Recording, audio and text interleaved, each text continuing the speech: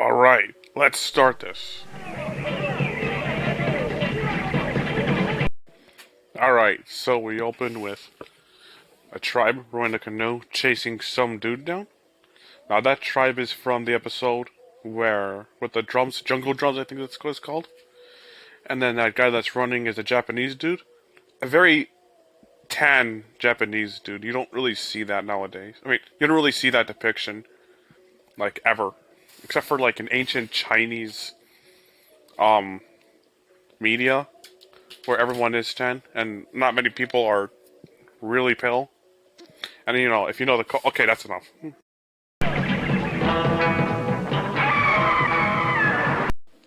Listen to that pterodactyl roar.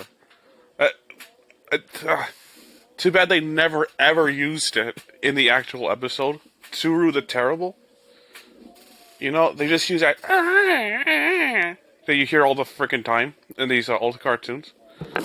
That's one of the coolest roars ever. They could have used it, but they didn't, unfortunately. You know, I want to hear that roar used again for something else, but it's probably under a copyright anyway, so that's unfortunate.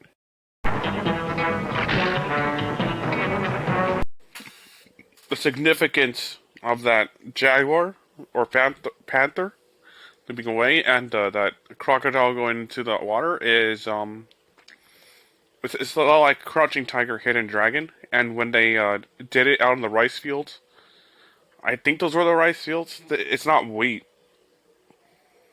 Why did they did it? Why did they do it out in plants? I mean, that's just gonna make their skin really itchy. What was I talking about again? I'm glad to say that machine gun, the way the rounds are feeding into the action, the feed, it's really well animated. I mean, in terms of Hanna-Barbera standards, since they barely animate anything most of the time. But you know what? That's not the only thing. Check out the way that those blacks are incorporated into their clothing. What does that look like? It looks like Western comic book type of shading.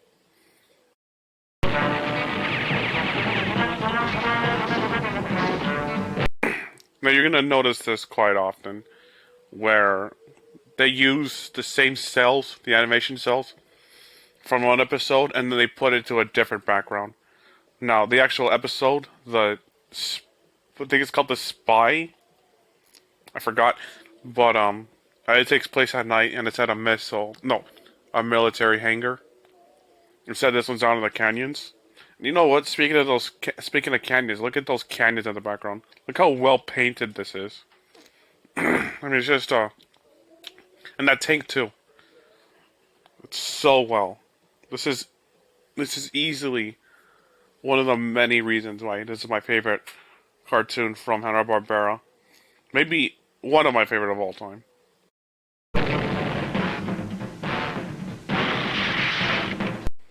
Look at that nicely painted background, man. All those bricks, each of them are a different color, but they're all still like around the tans and browns. And then the way that the music spots onto the mummy's footsteps.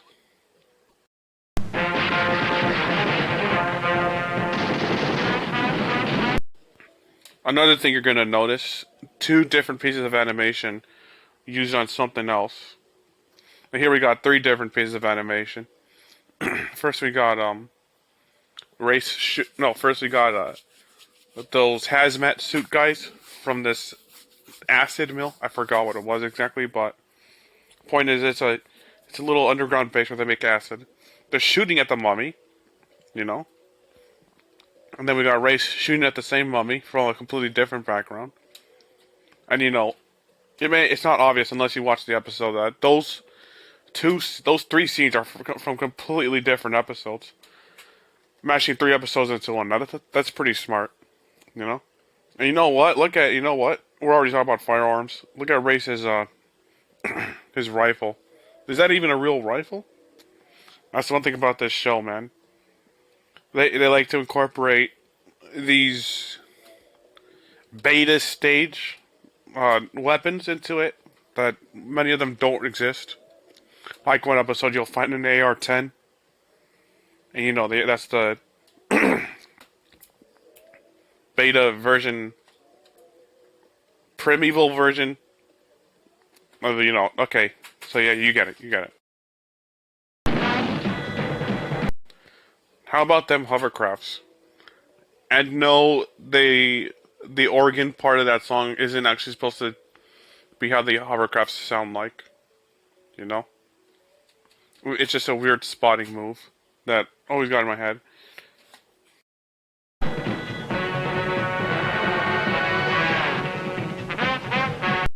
Check out those shadows on those snakes. So that, I mean, I know it's a basic-ish thing, but this is Hanna-Barbera we're talking about. They're not exactly known for high-quality, crazy animation.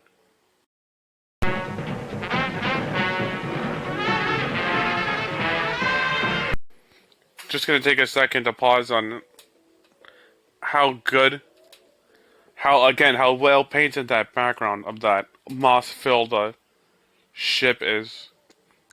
I wish I owned a moss-filled ship, you know. And you gotta love how when Race jumps down on from that rope thing, it makes a speeding car sound in the background. I don't even know why they do that. That doesn't make any sense, but yeah. I mean, that's not even in the original episode, which is the first episode. And those Komodo dragons are pretty accurate to their real life ones, right?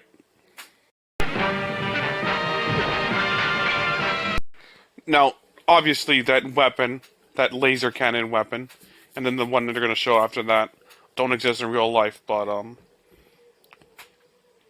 I gotta say, that's some really that's some really good imagination on their part.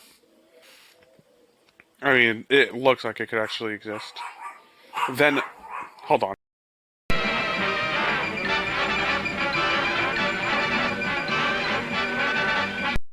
Now, take a note of the explosion. This is the time back then when, just before an explosion happened, some whites and... no, the screen goes completely white and then black. It just flashes. It could give you a seizure if you're sensitive to light. But yeah, this is during that period. And it looks really good.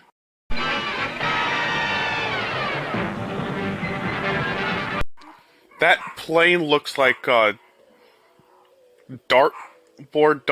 You know, the ones that you throw at bars. Without one of the fins. A pretty funny looking plane. You know, I just realized something. How did they do that with the clouds? How did they make the clouds opaque or less opaque for the plane to be flying through? Like, that looks really convincing and really realistic. That's awesome. I gotta say, Hanna-Barbera is really impressing me with this cartoon. The way they did things.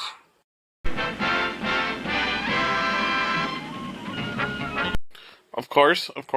It's a good thing they highlighted the main character that this show is titled after first. Even if he's not as participant in things as the title kind of implies. Because he's a child and he can't really do much dangerous stuff. But yeah. Again, notice the shadows. Notice those straight black shadows. I mean, this literally looks like a comic book. I mean, you know those King cartoons of those Marvel cartoons? The really cheap-looking ones? Yeah, they're trying to do animation in a comic, even though just by using the actual panel. But no, you don't do that. You gotta do what Johnny Quest did. They did it correctly.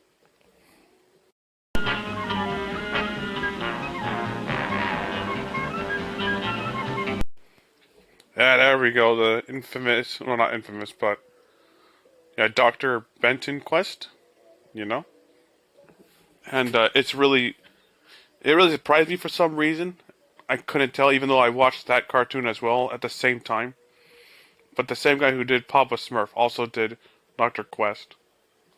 Is that crazy? Like I could barely tell that they're the same person, even though, yeah, listening to them side by side is super obvious. Wasn't obvious to me until recently.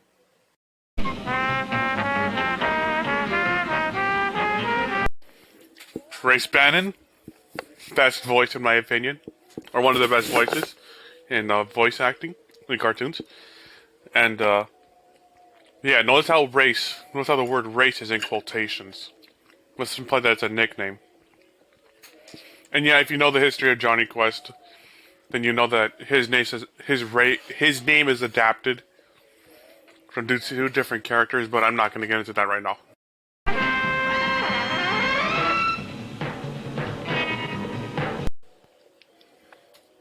Here is a Hachi with this really almost black lipstick upper lip, which interesting design choice, but it works. You know, he was voiced by a 16-year-old dude, but when you see pictures of the 16-year-old dude at the time, he looked like he's like what, 20? He looks 4 years older than he actually is. He's already got a car, and yeah, he was really independent. He even surprised the people on board, the staff.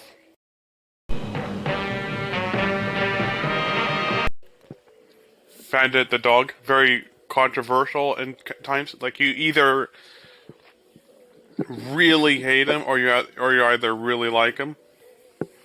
It really depends on the scene whether I hate or like Bandit. I'm glad he's a part of the team though, you know. And yeah, he's kind of like Scrappy.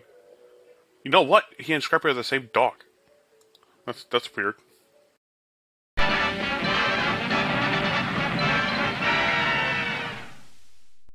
Alright, that's the end. Really, what can I say about this show? It's the ultimate comic book show. Just filled with a bunch of science, like hard science fiction. You know, make it palatable enough for kids. Great friggin' action scenes. It's a really deadly show. Well, at least for the characters. Basically, every episode, there's at least one death in every episode. One person is guaranteed to die. That's some serious stuff. Yeah, the depictions aren't modern, but do you really care? Nobody really cares. Sorry, mate, nobody cares.